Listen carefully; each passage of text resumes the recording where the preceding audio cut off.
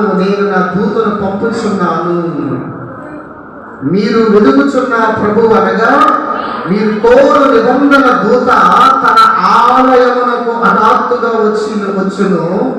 ఇదిగో ఆయన వచ్చుచున్నాడని సైన్యములకు అధిపతి యెహోవా సెలవించుచున్నాడు.